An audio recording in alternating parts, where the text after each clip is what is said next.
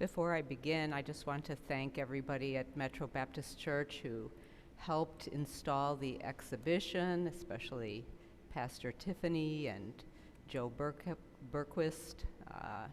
Glenn and I could not have done everything by ourselves, so thank you so much for your help. One night, shortly after Hurricane Ida hit Manhattan in early September of this year, I dreamed the following. I am in a gallery, a house gallery with many rooms. There are works of art everywhere, on walls, tables, and pedestals. There are decorative rugs and elaborate pieces of pottery. Music is playing. There are many people looking at the beauty surrounding them throughout the mansion, men and women of many shapes, sizes, and colors. The atmosphere is festive and bright.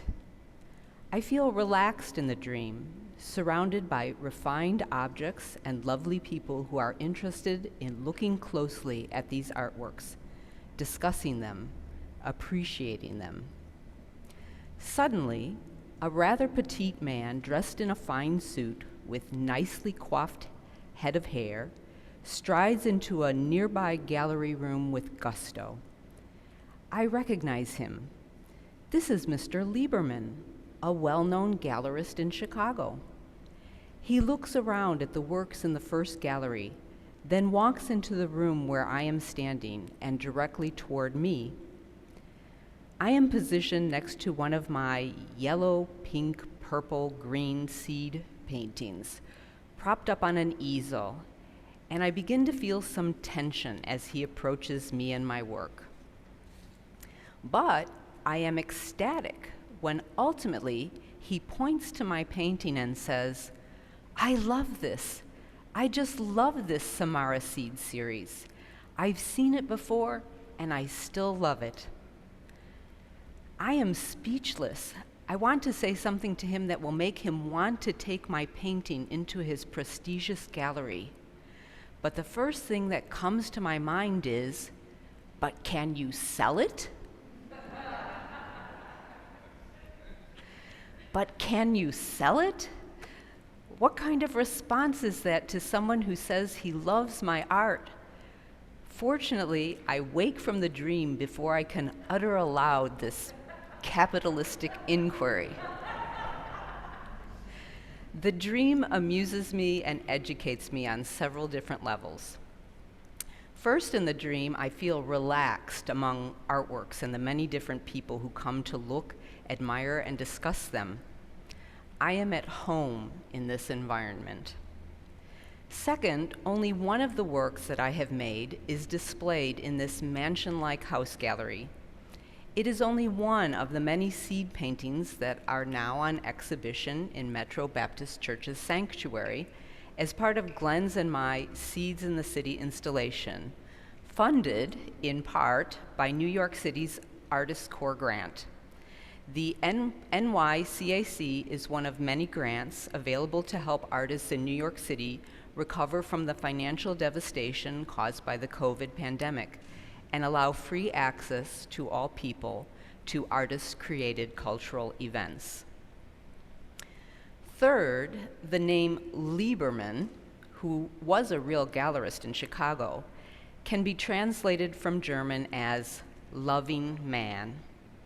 A loving man comes to me in the dream as I stand in a mansion filled with beautiful objects. Who does he represent? Perhaps God, Jesus, Allah, Sophia Wisdom? The Lieber entity of my dream views a work from a series that I began creating 20 years ago and declares his love for my seeds. In contemplating how Mr. Lieberman appeared to me in the dream, I see that physically he has characteristics of the real Mr. Lieberman, but also some characteristics of Glenn, who has been a lover of me and my work from its inception, and now for the last 10 years has been a devoted artistic partner. Mr. Lieberman is a metaphor for Glenn and our ongoing creative collaboration.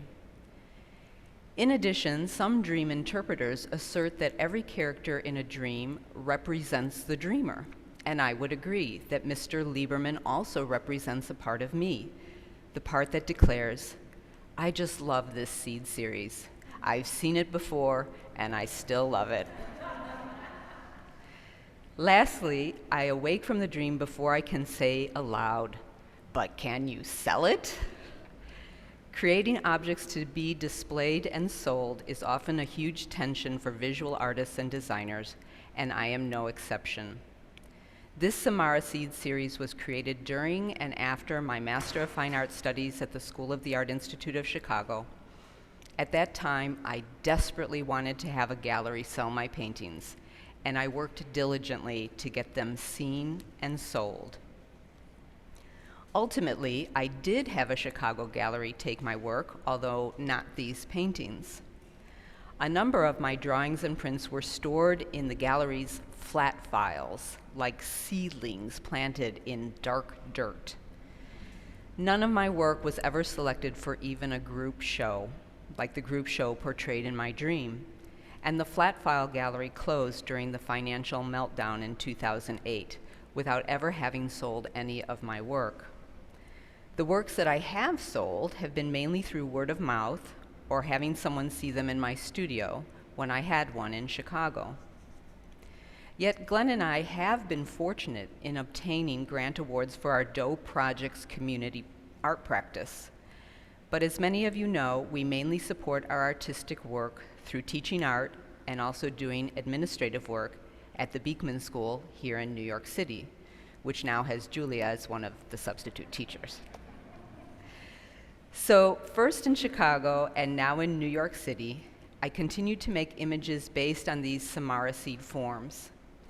These seed paintings are generative in relationship to Glenn's and my work with our core forms. So here's a little demonstration. Our core forms are the 0, which can be turned to be seen as a 1, which can be turned to be seen as a hyphen, or if the form is way out in space, it's a dot or a point, and the movement between those forms is a swash or a tilde. So the forms are connected through movement, which was a vision that came to me also in a dream. One of the metaphors of the 0 being seen as a 1 is that nothing, 0, eventually turns into something, 1. And stories from various traditions confirm this spiritual concept. Here are 2 stories from the Judeo-Christian tradition. The Israelites and some Egyptians are released from slavery by Yahweh, the mysterious I Am. The newly freed people have nothing to eat in the wilderness and are almost desiring to go back to being slaves. Suddenly, something called manna appears each day from nothing. The former slaves find the courage to continue their wilderness journey. Jesus tells his followers many seed stories that demonstrate the characteristics of the mysterious kingdom of God. The one that intrigues me the most is the story that precedes the well-known mustard seed parable in the Gospel of Mark, chapter 4. In this lesser-known parable, the sower sows seeds by scattering them and letting them grow. Jesus says that the sower sleeps and rises day and night while the seeds sprout and grow. No weeding, no hoeing, just waiting and then harvesting. That's the entire parable. I hope that my work as an artist and Glenn's and my work as an artist team will have some type of positive harvest. I've come to accept that it will most likely not be a monetary harvest, and it will most likely not be a New York City art world recognition harvest. And as a result of these realizations, I have culled out my artworks, giving some away, throwing out others. It is a necessary part of nature. Not every seed sprouts or grows into full bloom. Rather, some seeds disintegrate into the soil, providing fertilizer for other plants, insects, and animals. Soil, for artists in many cases, is their society. My inner seed is woke enough to see that the soil around me, meaning the society and culture around me, is in fact quite influential on how I and my work is viewed and valued. In our society, physical bodies matter. My physical body is not imposing or large. It is petite, like Mr. Lieberman's, and now it is aging. Age is often a zero in our youth-oriented society. My physical body is female, a gender minority that has been often excluded from the powers of patriarchy throughout all of human history. In virtually every culture, women have been seen as zero. This is changing, but we still have a long way to go before the harvest. Conversely, I am white and heterosexual and monogamous.